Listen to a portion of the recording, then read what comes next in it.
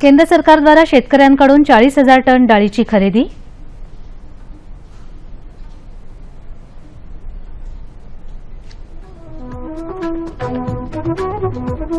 केंद्र सरकारद्वारा शेतकऱ्यांकडून 40,000 टन डाळीची खरेदी.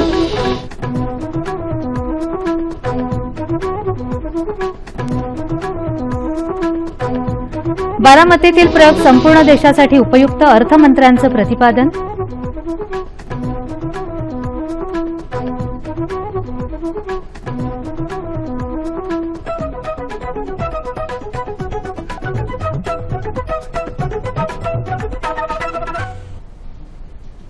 नमस्कार, कृषी वार्ता या बातमीपत्रात मी पूजा काळे आपलं स्वागत करते. जाणून घेऊया कृषी विषयक सविस्तर वृत्त.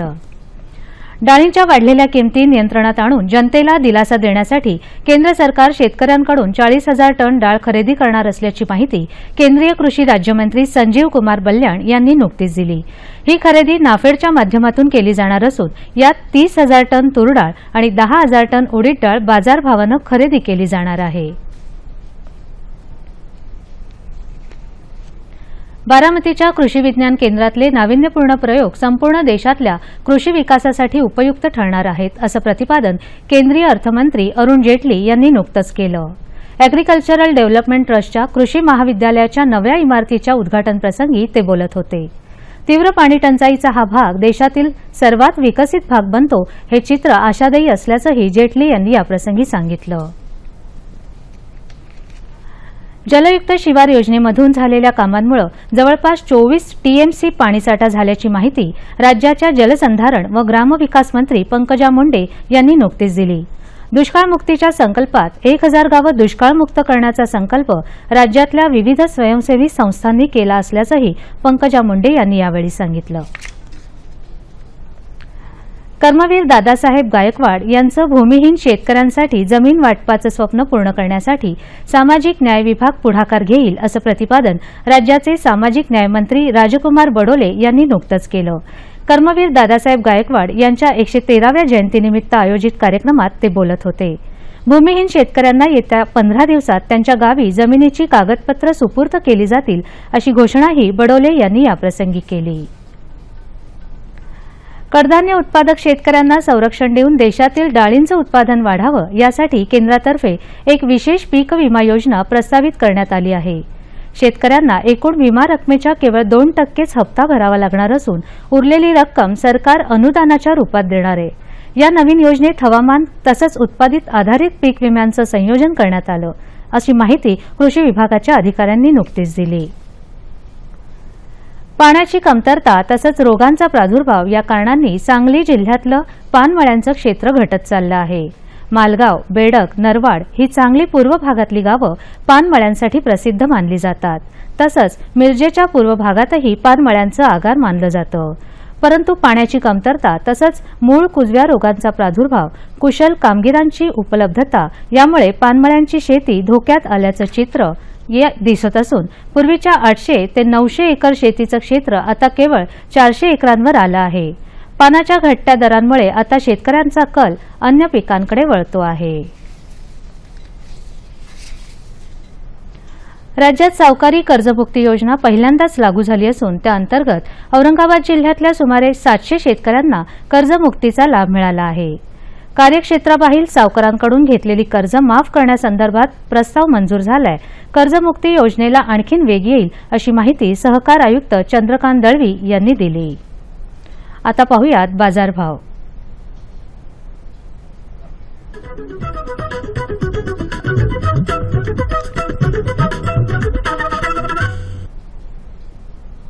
जाणून घेऊया जळगाव कृषी उत्पन्न बाजार समितीकडून प्राप्त झालेले शेतमालाचे बाजारभाव. हे भाव शेतीमालाच्या उत्पादकांसाठी आहेत. निराळा उल्लेख नसल्यास हे भाव प्रति क्विंटल आहेत.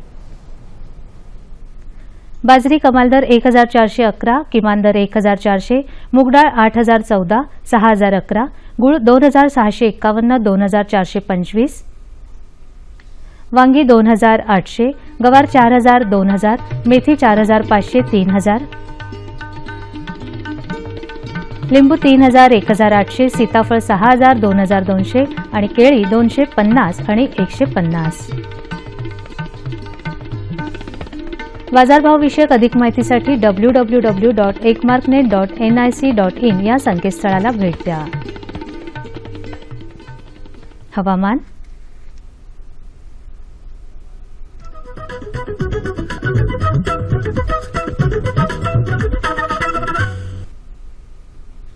येत्या 2 दिवसात दक्षिण कोकणात तुरळक ठिकाणी मेघगर्जनेसह पावसाची शक्यता आहे. उत्तर कोकण, मध्य महाराष्ट्र, मराठवाडा आणि विदर्भात हवामान कोरडं असेल असा वेधशाळेचा अंदाज आहे. जाणून घेऊयात राज्यातल्या प्रमुख शहराचं तापमान कमाल आणि किमान अंश सेल्सिअसमध्ये. मुंबई 36-28, पुणे 33-21, नागपूर उपलब्ध नाही, औरंगाबाद 33-21, सोलापूर 35-24 आणि नाशिक 33 आणि 19.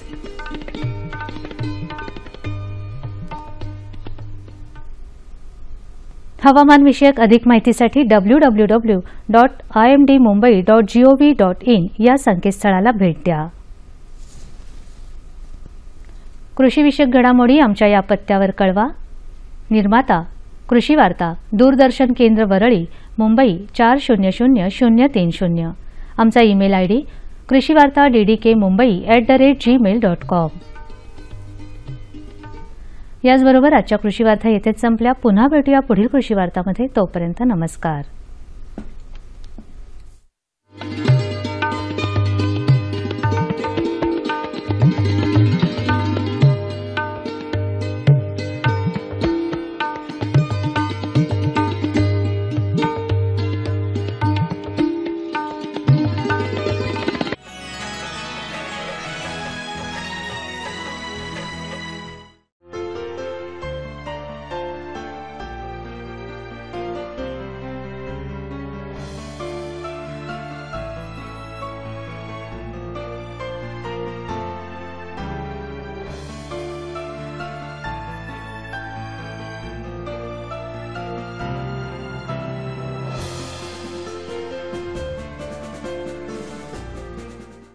नमस्कार.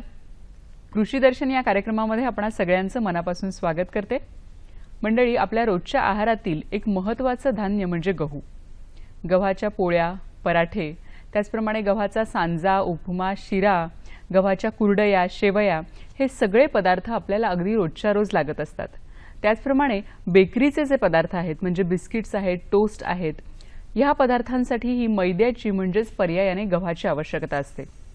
असा हा बहुउपयोगी गहू.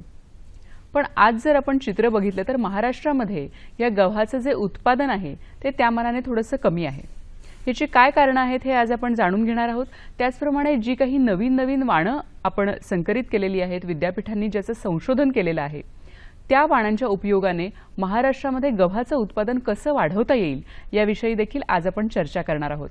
या विषयातील तज्ज्ञ डॉक्टर प्रमोद रसाळ आज आपल्याबरोबर आहेत. त्यांचं स्वागत करूया. नमस्कार सर. नमस्कार. कृषी दर्शनमध्ये आपलं मनापासून स्वागत. धन्यवाद.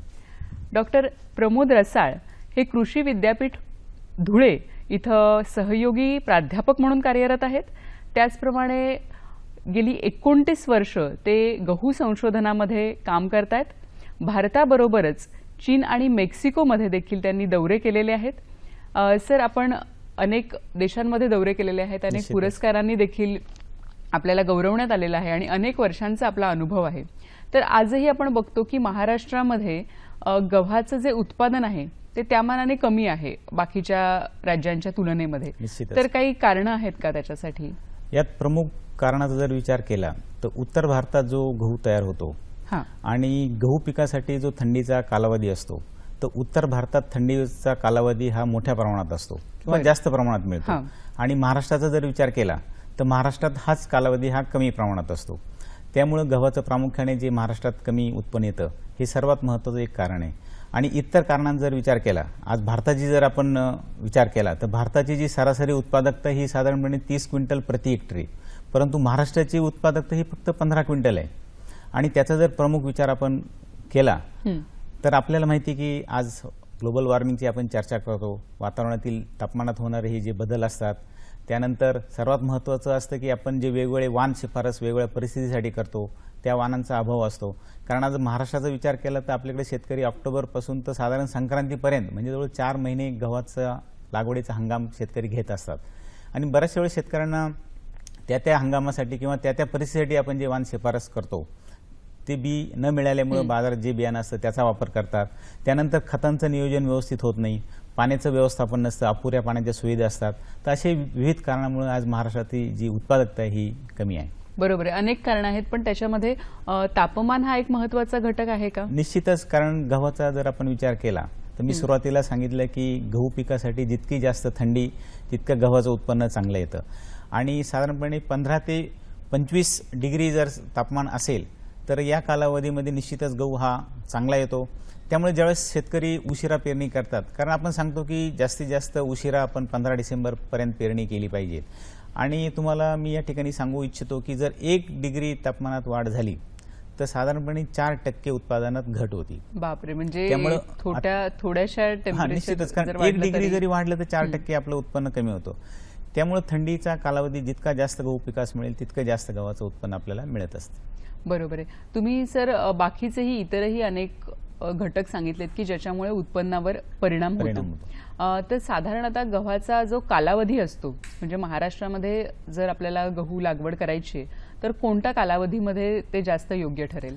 आज आपल्या महाराष्ट्रात प्रामुख्याने 3 वेगवेगळ्या परिस्थितीत गव्हाची पेरणी केली जाते. पहिला जो हंगाम असतो किंवा जी परिस्थिती असते ही कोरडवाहू पेरणी, आणि ही साधारणपणे आपण ऑक्टोबरच्या दुसऱ्या 15 आठवड्यात आपण याची शिफारस केलेली आहे.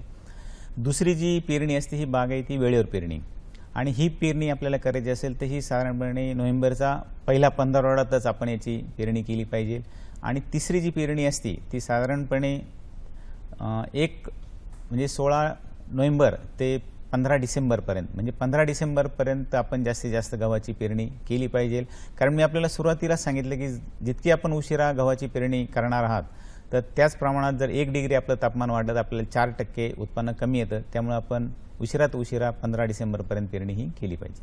बरोबर आहे. आणि मग एकदा पेरणी केल्यानंतर गव्हाचं उत्पादन यायला साधारण किती कालावधी लागतो? साधारणपणे असं आहे की समजा जर आपण ऑक्टोबरमध्ये जर गहू पेरला तर साधारण ऑक्टोबरमध्ये पेरलेले जे वाण असतात हे साधारणपणे 105 ते 110 दिवसात तयार होतात. कारण त्या पिकातसुद्धा थंडी पाहिजे त्या प्रमाणात मिळत नाही. जसं मी सांगितलं की नोव्हेंबरमध्ये आपला हा पेरणीचा आपली शिफारस कालावधी जो आहे 15 नोव्हेंबरपर्यंत जर आपण पेरणी केली तर पीक पक्व होण्याचा जो कालावधी हा साधारणपणे 115 ते 120 दिवस इतका असतो. आणि जर आपण डिसेंबरमध्ये जर पेरणी केली तर कारण त्याला थंडी न मिळाल्यामुळे हाच कालावधी आपला 100 ते 105 दिवसात गहू आपला पक्व होतो.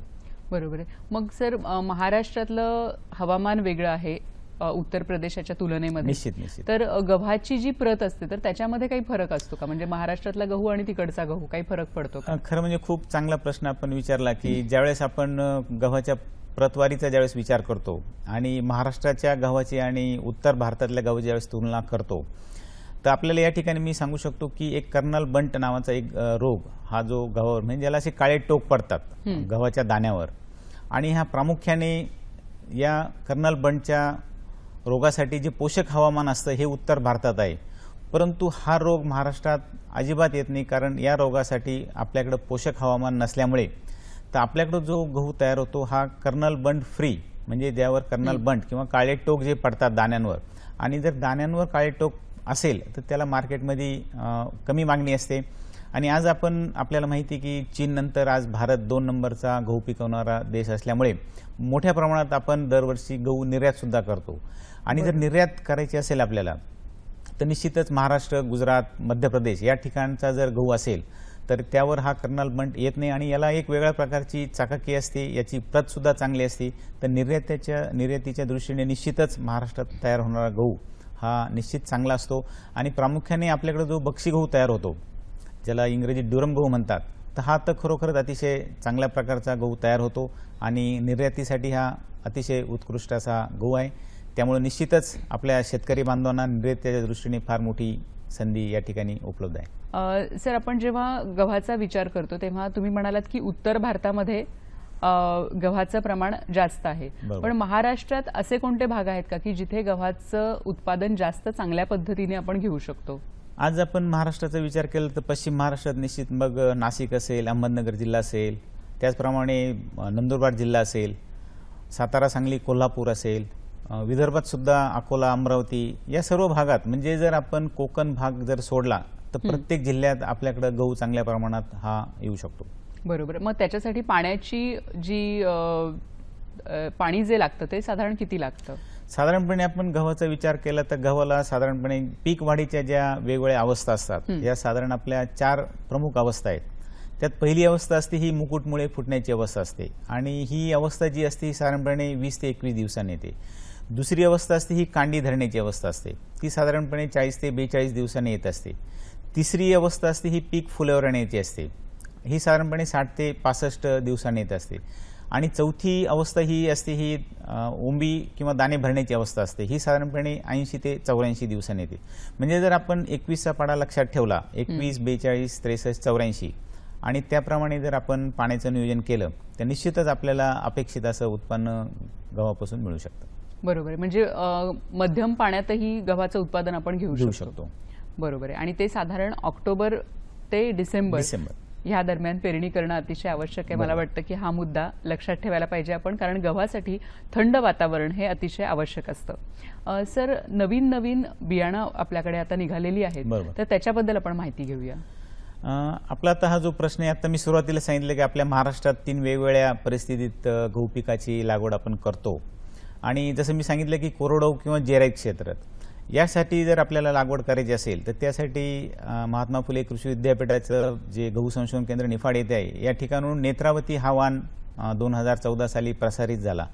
या वाणाचं वैशिष्ट्य असं आहे की हा कोरडवाहू बरोबरच समजा आपल्याकडे 1 पाणी जरी असेल तर 1 पाण्यावर सुद्धा हा गहू अतिशय चांगला प्रतिसाद देतो किंवा चांगलं उत्पन्न आपल्याला मिळू शकतं. तर या वाणाचं वैशिष्ट्य असं की हा सरबती वाण असल्यामुळे हा चपातीसाठी अतिशय चांगला वाण आहे. प्रथिनांचं प्रमाण यात 12% पेक्षा अधिक आहे आणि सर्वात महत्त्वाचं म्हणजे लोह आणि जस्ताचं प्रमाण यामध्ये चांगलं असल्यामुळे हा आरोग्याच्या दृष्टीने सुद्धा खूप चांगला असा वाण आहे. फक्त आपण जर कोरडवाहूमध्ये घेतला तर साधारणपणे आपल्याला 18 ते 20 क्विंटल या वाणापासून उत्पन्न मिळतं. आणि जर आपण 1 पाणी जर दिलं, साधारण 42 दिवसांनी आपली शिफारस आहे, तर 1 पाणी जर आपण दिलं तर आपल्याला साधारणपणे 20 ते 22 क्विंटल इतकं उत्पन्न या नेत्रावती वाणापासून मिळतं. बरं, म्हणजे कमी पाण्यातही हा वाण चांगला आहे, एका पाण्यावर हा येतो. बरं, इतर कोणते वाण? त्यानंतर एक कोरडवाहूसाठी दुसरा जो वाण आहे हा पंचवटी वाण. तर हा बन्सी प्रकारातला वाण आहे. तर मी आपल्याला सुरुवातीला जसं आपण सांगितलं की रवा, शेवया, कुरड्या, तर बन्सी किंवा बक्षी हा जो गहू असतो तर यापासून रवा, शेवया, कुरडा हे जे उपपदार्थ असतात हे अतिशय चांगल्या प्रमाणे तयार होतात. या वाणात सुद्धा साधारणपणे 12% पेक्षा अधिक प्रोटीन असून सर्वात महत्त्वाचं म्हणजे हा तांबेरास प्रतिकारक आहे आणि हेक्टरी साधारणपणे 12 ते 15 क्विंटल आपल्याला या वाणापासून उत्पन्न मिळतं. त्यानंतर दुसरी जी आपली परिस्थिती आहे की बागायती वेळेवर पेरणी. बागायती वेळेवर पेरणीसाठी आमच्याच विद्यापीठाने त्र्यंबक, गोदावरी, तपोन हे वाण प्रसारित केले आहेत. त्याचबरोबर आगरकर संशोधन केंद्र जे पुण्याला आहे या ठिकाणून सुद्धा MECS 6222 आणि MECS 6478 हे 2 वाण प्रसारित झालेले आहे. या सर्व वाणांचं वैशिष्ट्य असे की हे सर्व वाण तांबेरा रोगास प्रतिकारक आहे. सर्वात महत्त्वाचं म्हणजे जसं मी आपल्याला सांगितलं की त्र्यंबक हा वाण, तर त्र्यंबक हा वाण चपातीसाठी अतिशय उत्कृष्ट आहे आणि याची जी उत्पादकता ही साधारणपणे 45 ते 50 क्विंटल प्रति हेक्टरी, म्हणजे एकरी साधारणपणे 20 क्विंटल इतकी आहे. त्यानंतर दुसरा वाण मी आपल्याला जो गोदावरी सांगितला, तो गोदावरी हा बक्षीवाण असल्यामुळे हा रवा, शेवया, कुरड्यासाठी अतिशय उत्कृष्ट असा वाण आहे. हा सुद्धा तांबेरा रोगास प्रतिकारक आहे आणि याची उत्पादकता जी आहे ही साधारणपणे हेक्टरी 50 क्विंटलपर्यंत आहे. त्यानंतर तिसरा वाण मी आपल्याला जो तपोन सांगितला, तर हा राष्ट्रीय पातळीवर प्रसारित झालेला वाण आहे आणि सर्वात महत्त्वाचं म्हणजे हा चपातीबरोबरच ब्रेडसाठी सुद्धा अतिशय चांगला असा हा वाण आहे. याची सुद्धा उत्पादकता साधारणपणे 50 क्विंटल प्रति हेक्टरी इतकी आहे. आणि त्यानंतर मी आपल्याला आगरकर रिसर्च इन्स्टिट्यूटचे 2 वाण सांगितले, MECS 6222 आणि MECS 6478. हे सुद्धा दोन्ही वाण तांबेरा रोगास प्रतिकारक आहे आणि यांची सुद्धा जी उत्पादकता आहे ही साधारणपणे 45 ते 50 क्विंटल इतकी आहे. आणि सर्वात महत्त्वाचं म्हणजे प्रथिनांचं प्रमाण 6478 मध्ये 12% पेक्षा अधिक असल्यामुळे हे दोन्ही वाण खाण्यासाठी सुद्धा योग्य आहे.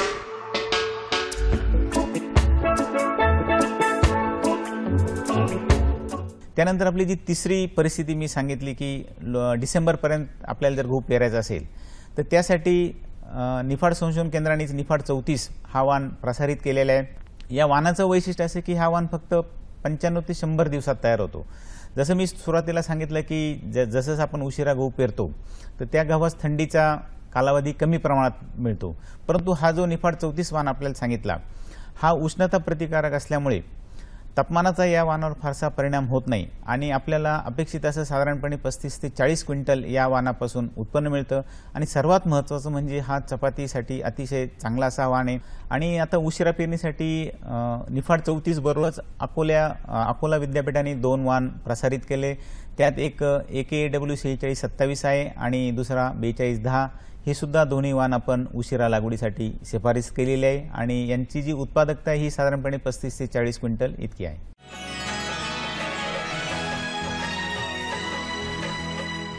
बियाणं निवडताना बियाणांची जी शुद्धता असते किंवा बियाणांची जी प्रत आहे तर ती शेतकरी तपासून घेऊ शकतात का किंवा काही आहेत का त्याला परिमाण? निश्चितच जसं मी सुरुवातीलाच आपल्याला सांगितलं की ज्यावेळेस आपण बियाणे खरेदी करतो तर हे बियाणे प्रमाणित आहे किंवा नाही याची शेतकऱ्यांनी निश्चितच तपासणी केली पाहिजे. कारण त्यावर वेगवेगळ्या प्रकारचे लेबल असतात किंवा ज्याला आपण टॅग म्हणतो, हे वेगवेगळ्या प्रकारचे टॅग त्या ठिकाणी असतात. आणि ज्यावेळेस शेतकरी बियाणे खरेदी करतो तर शेतकऱ्यांनी ही काळजी घेतली पाहिजे की आपण ज्यावेळेस पेरणी करतो आणि ज्यावेळेस पेरणीसाठी हे बियाणं वापरतो तर ज्या बाजूला ते टॅग असतील ती बाजू न फाडता त्याच्या विरुद्ध बाजूनी ती पिशवी फाडून ते बियाणं वापरलं पाहिजे.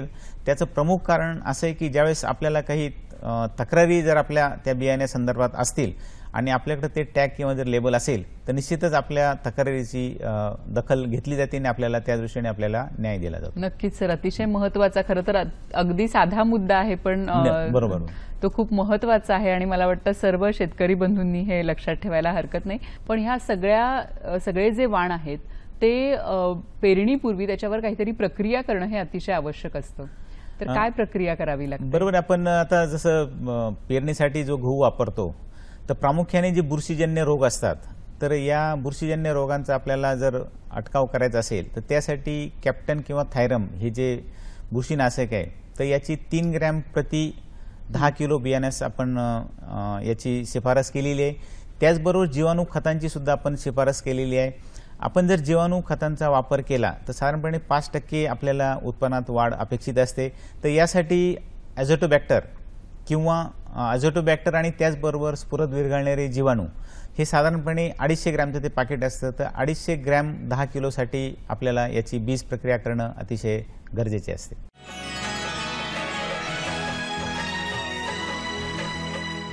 सर, बीज प्रक्रिया आपण करतो त्याद्वारे आपण अनेक रोगांना नियंत्रण करू शकतो. बरोबर. पण तरीही एवढी काळजी घेऊनही कधी कधी असं होतं की काही रोग किंवा किडी या पिकांवर येतात. तर मग त्याचं नियंत्रण आपण कसं करू शकतो? आता आपण सर्वांना माहिती की गहू पिकाचा जर विचार केला तर गव्हात सर्वात महत्त्वाचा जो रोग असतो हा तांबेरा. आणि तांबेरा रोगाचा जर प्रादुर्भाव झाला तर मोठ्या प्रमाणात शेतकऱ्यांचं नुकसान होण्याचा धोका असतो. आता आपल्याला मी हे जे सर्व वाण सांगितले, मग नेत्रावती असेल, पंचवटी असेल, त्र्यंबक असेल, गोदावरी असेल, तपोवन असेल, निफाड 34 असेल, तर हे सर्व वाण तांबेरा प्रतिकारक आहे. त्यामुळे जर या वाणांची आपण लागवड केली तर आपल्याला तांबेरा रोगासाठी फारशी काळजी करण्याची गरज नाही. परंतु बऱ्याचशा वेळेस जर हे वाण आपल्याला उपलब्ध झाले नाही आणि आजही बाजारामध्ये अनेक खाजगी कंपनींचे वेगवेगळे वाण बाजारात उपलब्ध असतात आणि शेतकऱ्यांना त्या परिस्थितीत जो वाण उपलब्ध होतो त्या वाणाची शेतकरी लागवड करतो. आणि अशा वेळेस समजा जर तांबेरा रोग आपल्याकडे आलाच तर त्यासाठी डायथेनियम 45 या बुरशीनाशकाची जर आपण फवारणी केली, साधारणपणे 1.5 किलो 500 लिटर पाणी जर आपण घेतलं आणि 1 हेक्टरसाठी जर याची आपण फवारणी केली तर आपल्याला तांबेरा रोगाचं निश्चितच आपल्याला नियंत्रण करता येईल. सर, वाण तयार करणं किंवा प्रसारित करणं हे जे तुम्ही मगापासून सांगताय किंवा नवीन जी वाणं आहेत त्याची तुम्ही नावं सांगितलीत, तर ही जी प्रक्रिया असते ती अगदी थोडक्यात सांगा, म्हणजे आमच्या शेतकऱ्यांना हे कळेल की कुठल्या प्रक्रियेमधून हे सगळं तयार होतं. बरोबर आहे. आता खरं म्हणजे वाण फक्त आपण नेहमी ऐकतो, परंतु वाण हा कसा निर्माण होतो हा खूप सुंदर आपण प्रश्न विचारलेला आहे. आपल्याला माहीत असेल की एक जसं आपल्या बँकेत खातं असतं आणि वेगवेगळे खातेधारक असतात तसंच आमच्याकडे एक जनुकीय संग्रह असतो, म्हणजे वेगवेगळे वाण त्या ठिकाणी उपलब्ध असतात. मग त्यात काय असतं की काही वाण उंच असतात, काही बुटके असतात, काही तांबेरा रोगास प्रतिकारक, वेगवेगळ्या रोगास प्रतिकारक असतात, काही जास्त उत्पन्न देणारे असतात. आणि मग ज्यावेळेस आपल्याला एखादा वाण तयार करायचा असतो आणि त्या दृष्टीने मग आपण आपल्याला वाण कसा पाहिजे, प्रामुख्याने जास्त उत्पन्न देणारा आणि रोगप्रतिकारक हे आपले दोन उद्देश असतात आणि त्याचबरोबर चांगले गुणधर्म असणारे. मग त्यावेळेस आपण काय करतो, ज्या वाणाचं जास्त उत्पन्न आहे परंतु समजा तो एखाद्या रोगास बळी पडत असेल तर त्याचा आपण बळी न पडणाऱ्या वाणाबरोबर संकर करतो आणि संकर केल्यानंतर साधारणपणे 5 ते 6 पिढ्या त्याचा आपण अभ्यास करतो. अभ्यास करताना त्यात आपल्याला परत वेगवेगळे प्रकार सापडतात, काही याच्यावर रोग येतो, काहींवर येत नाही. आणि जे वाण चांगले उत्पन्न देणारे किंवा जे झाडं चांगले उत्पन्न देणारे आणि रोगास प्रतिकारक असतील अशी आपण वाण निवडतो. त्याचबरोबर रोगांसाठी आपण महाबळेश्वर, त्याचबरोबर तामिळनाडूमध्ये वेलिंग्टन या ठिकाणी रोगाची आपण चाचणी घेतो, त्या ठिकाणी हे वाण आपण लावतो आणि त्याची प्रतिकारशक्ती आपण त्याचा अभ्यास करतो. आणि साधारणपणे 10 ते 12 वर्ष आपण याच्या वेगवेगळ्या चाचण्या घेतल्यानंतर आणि जर हे वाण सरस आढळून आले, म्हणजे प्रचलित वाणांपेक्षा सर्वात महत्त्वाचं म्हणजे याचं उत्पन्न पण चांगलं पाहिजे, रोगास पण प्रतिकारक पाहिजे आणि गुणवत्तासुद्धा याची चांगली पाहिजे, असे जर याच्यात गुणधर्म आले तरच तो वाण प्रसारित होतो. म्हणजे साधारणपणे आपल्याला एक वाण जर तयार करायचं असेल तर 10 ते 12 वर्ष त्यासाठी आपल्याला कष्ट घ्यावं लागतात आणि त्यानंतरच तो वाण प्रसारित होतो. बरोबर आहे. म्हणजे खरं तर जेव्हा वाण बाजारात येतो त्याआधी त्याच्यावर 10 ते 12 वर्ष अभ्यास केला गेलेला असतो, संशोधन केलेलं गेलेलं असतं आणि मग तो बाजारात उपलब्ध होतो. सर, आज ज्या शेतकऱ्यांना गव्हाची शेती करण्याची इच्छा आहे पण ज्यांनी कधीही केलेली नाही आतापर्यंत गव्हाची शेती, तर त्यांना तुम्ही काय सांगाल आणि सगळ्या बाबतीत म्हणजे गव्हाची शेतीच्या जमिनीपासून पाण्यापासून थोडक्यात काय संदेश द्याल? खरं म्हणजे आता ज्यांनी कधी गव्हाची शेती केलेली नाही परंतु जर आज ते कार्यक्रम ऐकत असतील तर माझं निश्चित त्यांना सांगणं असं राहील की जर आपल्या भागात गहू होत असेल आणि आपण पूर्वी गहू केलेला नसेल तर सर्वात माझी आपल्याला विनंती अशी राहील की आपण सर्वात प्रथम आपण आपल्या जमिनीचं आरोग्य तपासून घ्या. कारण आपण सर्वांना कल्पना आहे की समजा जर आपण आजारी पडलो तर आपण डॉक्टरांकडे जातो आणि आपल्याला काय आजार झाला याचं निदान करून त्यानुसार आपण औषधोपचार करतो. त्याचप्रमाणे आपल्या जमिनीचं आरोग्य तपासून आपल्या जमिनीत कशाची कमतरता आहे आणि त्यानुसार जर आपण खतांचं नियोजन केलं तर निश्चितच आपल्याला कोणत्या प्रकारचं खत त्या जमिनीसाठी वापरलं पाहिजे. त्यानंतर बियाणं, मी सुरुवातीला सांगितलं की बियाणं आपण हे प्रमाणित बियाणं वापरलं पाहिजे. वेगवेगळ्या परिस्थितीत आपल्याला सांगितलं की 3 वेगवेगळ्या परिस्थितीत आपल्याकडे गहू लागवड केली जाते, तर त्यासाठी आपले वेगवेगळे वाणसुद्धा आपण शिफारस केलेली आहे आणि आपण बियाणं घेताना सुद्धा प्रमाणित बियाणंच हे घेतलेलं पाहिजे. आणि आता जर सांगितलं की तांबेरा रोग, तर तांबेरा रोग प्रामुख्याने जर आपण शिफारसीत वाण घेतले तर तांबेरा रोग सुद्धा येत नाही.